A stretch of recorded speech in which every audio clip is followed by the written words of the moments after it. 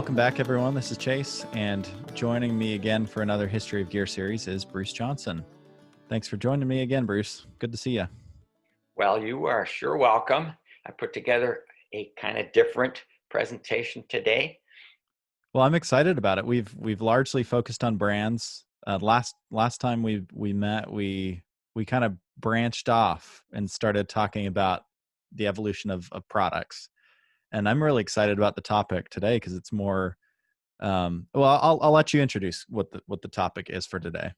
Yeah, in the history of gear, after many years of collecting material on companies and putting out some stories about the companies, this pattern kind of emerged, and I began to wonder, why is it that these early gear pioneers of the 50s and 60s and 70s, they all seem to be like clustered in just a few geographic areas? Why not all over the place? And those areas, after a while, they were really easy to put a finger on. And they were basically 5 or 6. There was the Boulder, Denver area of Colorado. There was the Seattle area. There was the San Francisco Bay Area. There was the LA area. And then a little tiny one, sort of an anomaly, Arcata, California, this small college town way up near the Oregon border on the California coast. So why was that? And after a while more, I started to wonder, it doesn't seem like the whole east of the Mississippi had that kind of thing going on. What was that about? So that's kind of what my talk today is going to be about. And then I'll focus in on something that's kind of more manageable, which is just the Arcata companies. Because boy, the big area had so much going on and so many companies that became really big with really complicated stories that I am not going to attempt that. Well, I think what you mentioned before we started recording was pretty interesting. How a lot of your research and your study is based off of, a lot of people who reach out to you, and it's people from these regions of the country who have reached out, and the East Coast has largely been silent. Um, and that doesn't mean that there isn't a hotbed over there. It's just that maybe we haven't found it. I've kind of encountered the same thing with Utah as I've been trying to look back in the history of Utah brands. There's like companies here and there, but it hasn't been documented properly. And so maybe there's a hotbed there that happened around the same time, but the research hasn't been done. So I think by all means, this isn't like a comprehensive list of these are the hotbeds and this is everything that was going on, right? There could be a lot more out there that we just don't know about. That's this history thing. Just there's more to learn, more to study. There's more work to be done. I had also had the thought that right now, 2020, your program there at Utah State is another hotbed. It's a hotbed in that same sense that we'll be talking about here today, where people are in direct contact with one another physically and able to share their actual prototypes easily back and forth, physically share them, feel them, touch them. So we'll go back and talk a little bit about the East Coast for a moment, because it has been such a whole. So I'll do a little screen share here with my website. Insofar as the companies on the East Coast, or actually east of the Mississippi River, the one that has stood out in my own research is EMS, Eastern Mountain Sports. To me, it's become very much like the REI of the East Coast. They're quite large and quite current. They actually were founded in 1967, and material off their own website, they were founded by quote unquote 2 rock climbers. So they had authentic roots, just like Jerry and Holly Barr did, and like some of the companies in the other hotbeds like Seattle and Bay Area, people who actually were climbers. But unlike those companies back there, they didn't seem to have, and at least in what I've learned gradually over the years in my project, they don't seem to have been big creators of innovations of gear. And you don't find, for instance, them being brought forward as among the 12 greatest gear pioneers when the industry honored those 12 pioneers back in 1992. The event we talked about in one of the previous podcasts, we don't find any of those East Coast companies. There were East Coast companies. It wasn't just EMS. There was Camp and Trails. There was a company called Akers, Akers. Maybe it was pronounced Akers because it was probably Norwegian, that sold cross-country ski equipment. It's where I got my first cross-country ski equipment because they weren't even available anywhere in the Northwest at the time, late 60s. And that company, incidentally, is still alive and well.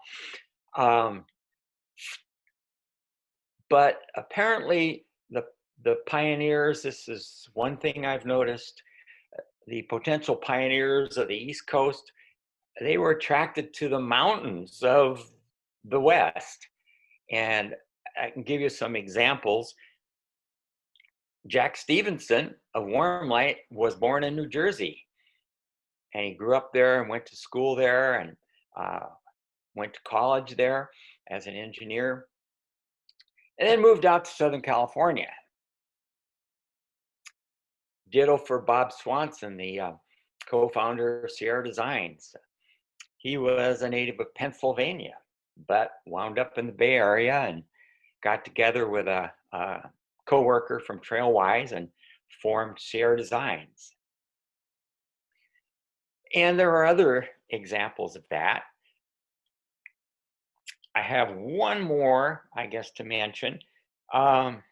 Jerry Cunningham, who grew up in upstate New York and developed his first few products there and had a catalog right after he got back from World War II.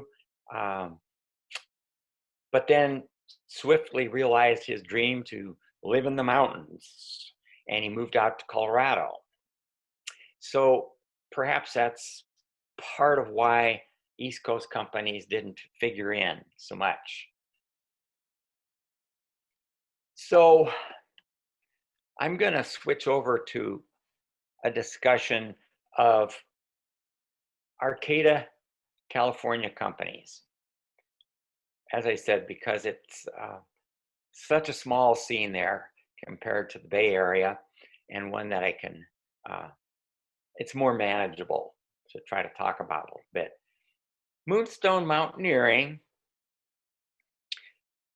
was the company, to me, that is most noteworthy because it became relatively big and well known and tried like crazy to stay in existence up into the 2000s, and then finally got absorbed and vanished from the light of day. It went through perhaps 6 various ownerships after the original people, which are shown here in this picture. This is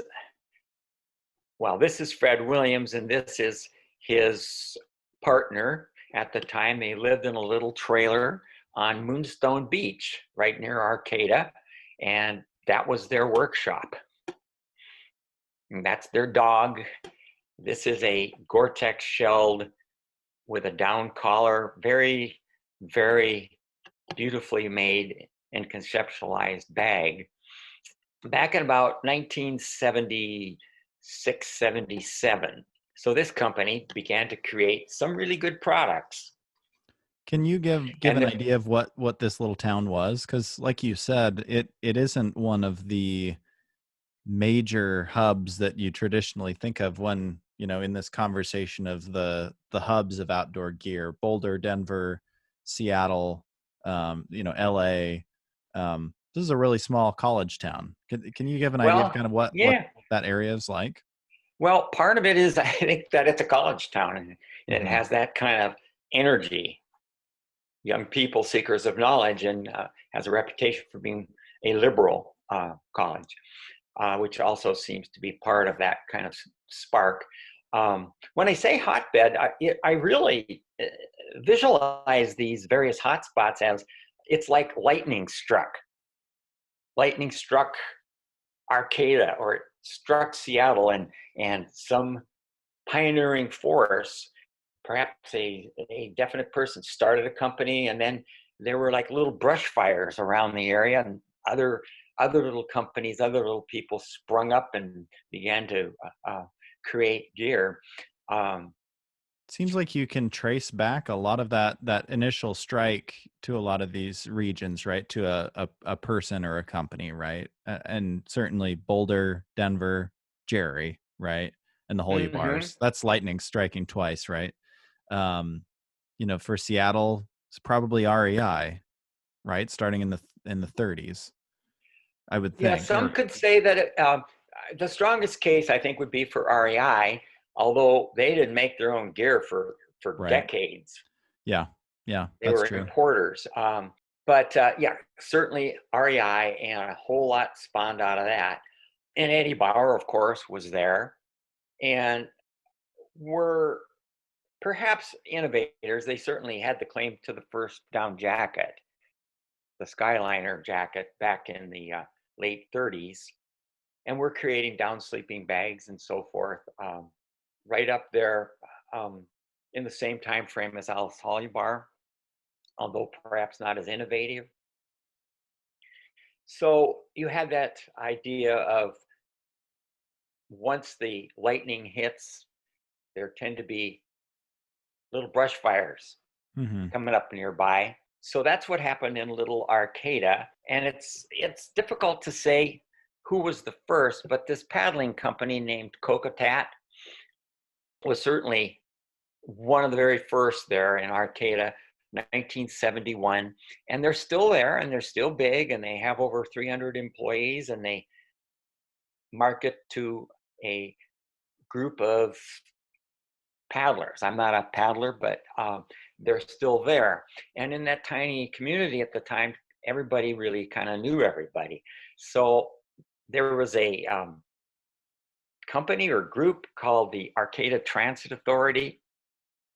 And out of there sprung up Moonstone, and a brand called Blue Puma, and uh, another important company named Down Home. So I'll talk a little bit about some of those and just illustrate how these companies tried to make successes, had very innovative ideas, and some were never big and faded away. Others, like Moonstone, tried valiantly for many years and achieved some success. So I wanted to talk about Moonstone and its sleeping bags, because that was like their major um, contribution to the history of gear. So if we scroll down just a little bit, examples of Moonstone sleeping bag innovation, you take a look at Warm Light. 10 years earlier, had been coming out with its own radical sleeping bag designs, where they had a whole different hood design. They had moved into having vapor barrier liners. They had cut away the whole bottom of the sleeping bag and said, why in the world do you want to sleep on down? It's worthless down there. And had integral sleeping pads, not down. And so the way had been set, and Moonstone had its own versions of that they really worked on and developed and improved on some of the Stevenson things, in my opinion. They took a look at sleeping bag hoods. Sleeping bag hoods back then, and even now, tend to be these affairs on the top of the sleeping bag that are just there. And when you try to cinch them down during really cold weather, a lot of people feel very claustrophobic and have a difficult time closing it up as tightly as might be best for warmth because they feel so claustrophobic.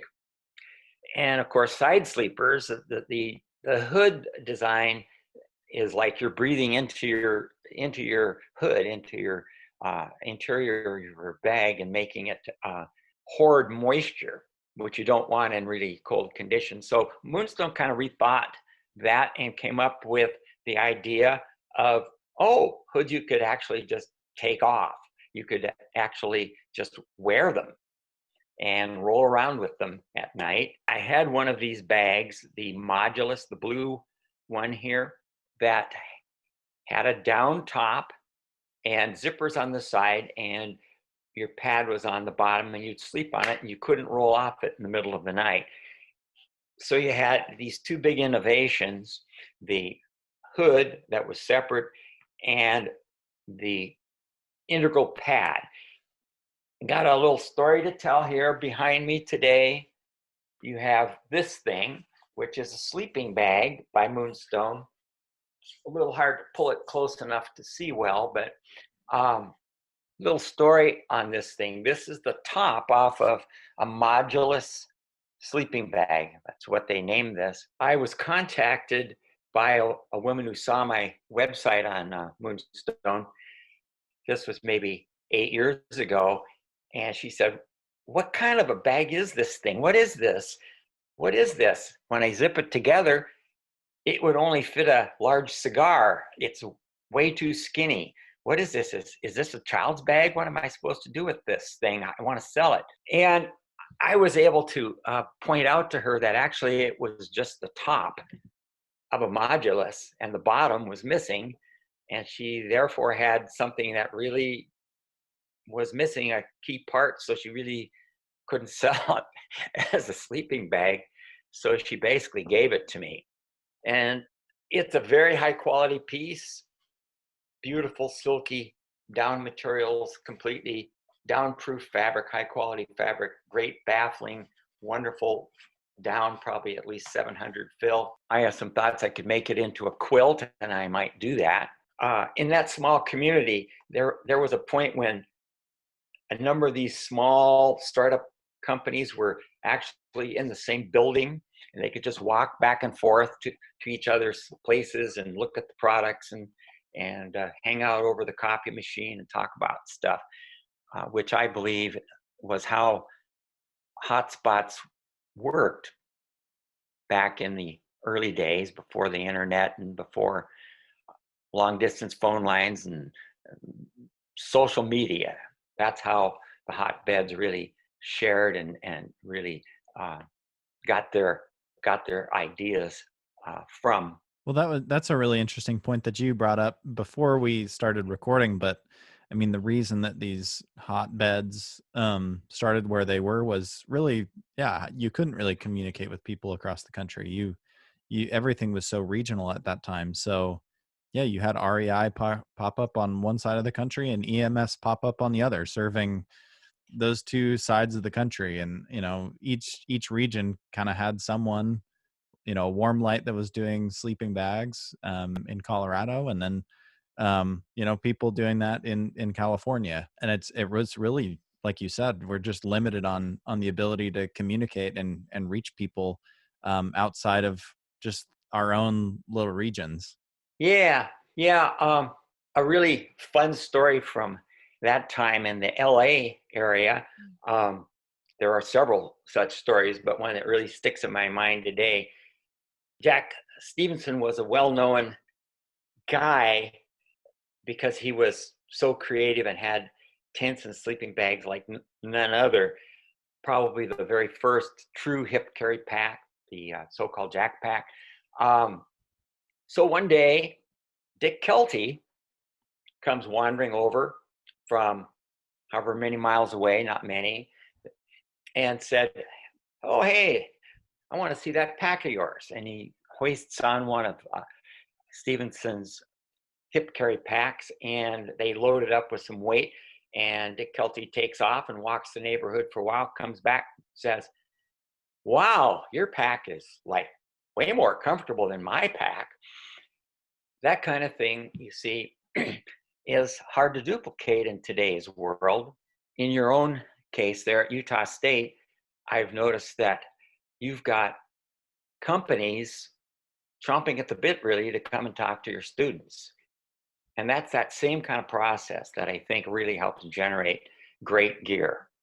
Right. Well, and in our case, we're just hoping lightning strikes in Logan, right? Because it like you said, it really only takes one company that does something truly innovative, and then it seems like that just attracts, creative people attract creative people, um, and there's some gravity that's created that way. So yeah, that's definitely something that we hope to be able to do at some point. Like you said, by bringing so many creative designers, aspiring designers, and then providing them an opportunity to interact with people in the industry, and hopefully through watching some of these things, people can watch and see, oh, Arcata, what we could do that where we live, right?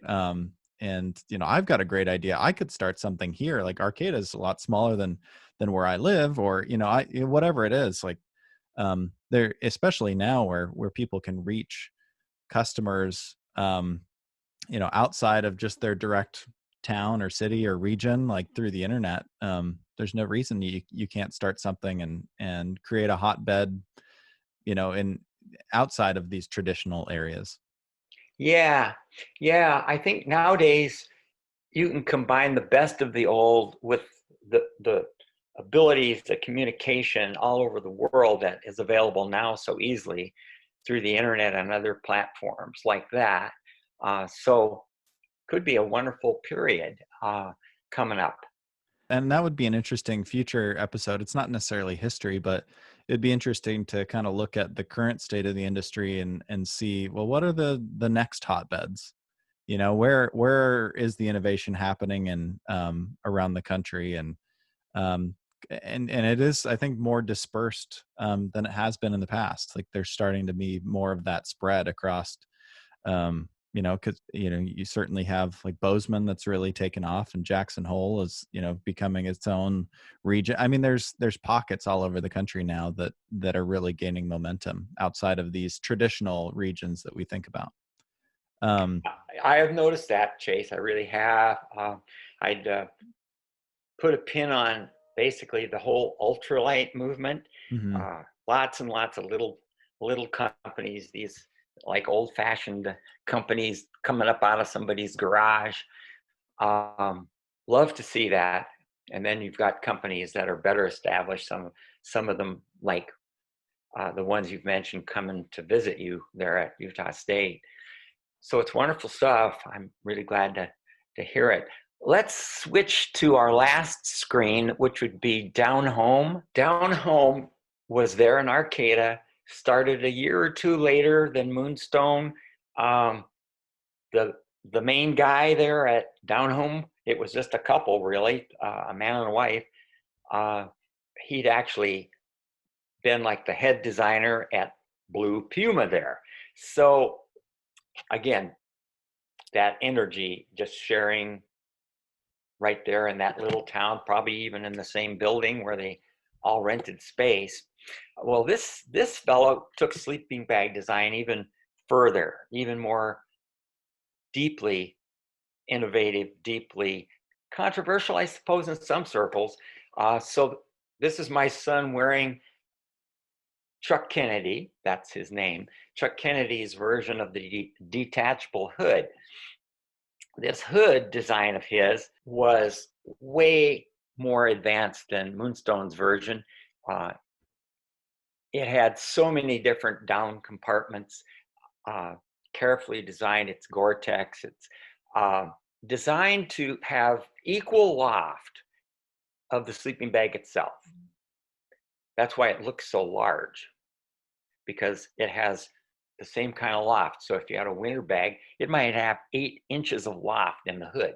And as we know, the head is the body's greatest heat loss source. So Chuck Kennedy was really not afraid to go there.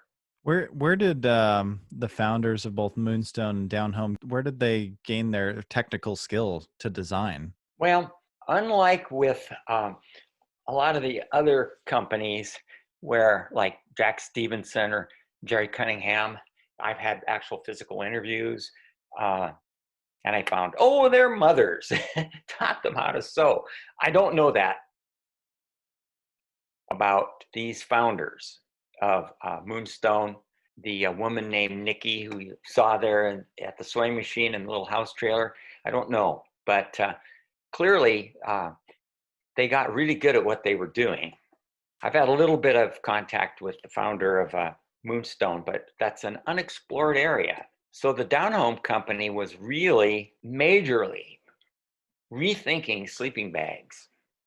And I was able to get my hands on two of their bags on a loan basis from Wayne Gregory and his wife, Susie, who had Down Home bags, and just sent them to me so that I could photograph and take a look at their design and get inside and just really feel them out. They had a completely redesigned shoulder section with some complicated zippering system that was not only comfortable, but really kept the heat in around the shoulder area without having to resort to down collars. The down in them was fanatical in terms of its quality.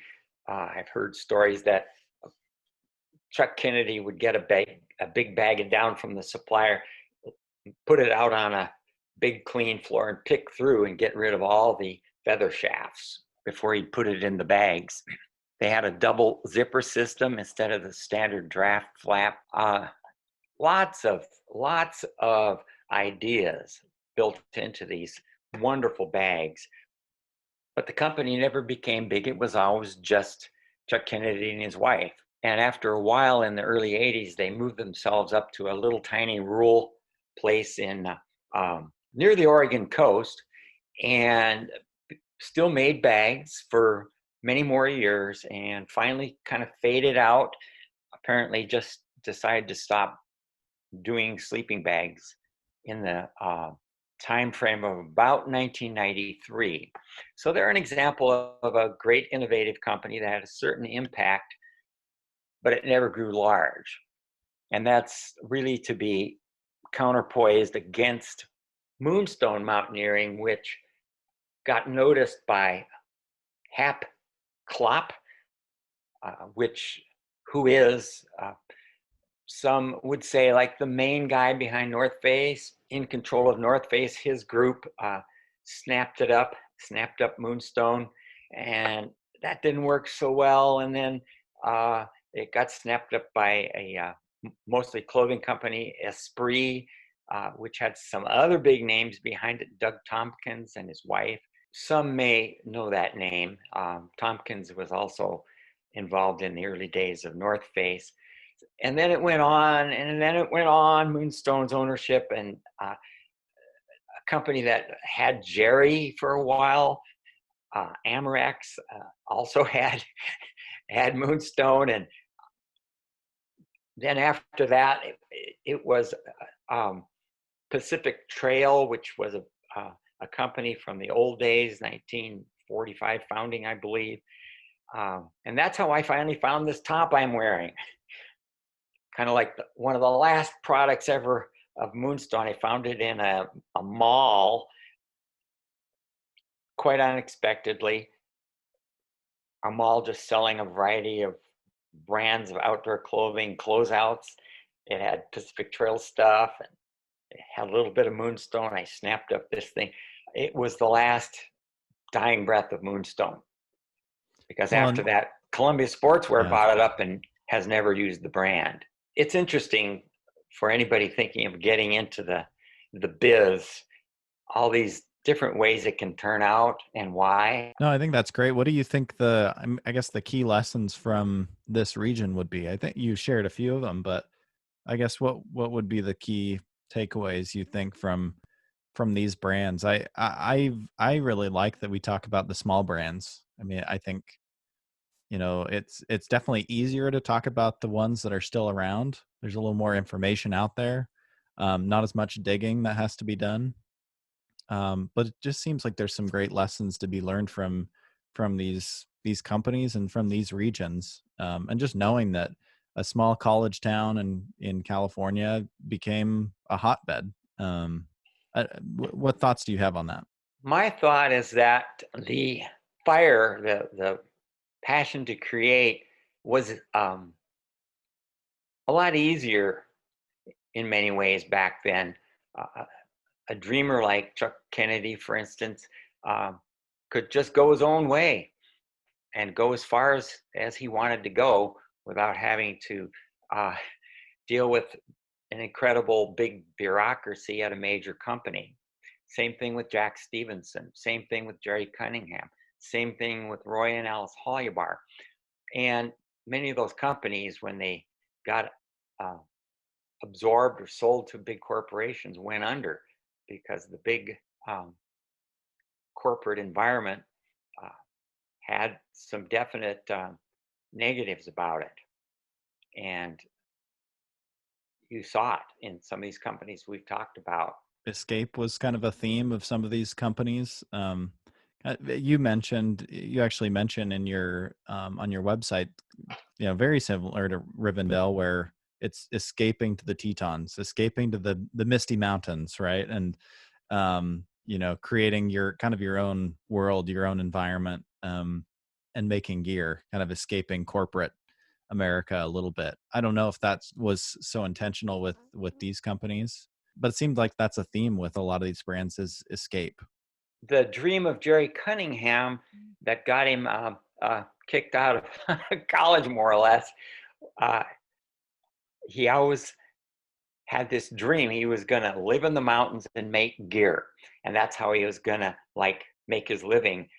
And his college education was supposed to prepare him for that, and his advisor said that's a really stupid idea and criticized him, and Jerry dropped out Hmm. of college, and created his own dream. Follow your dream.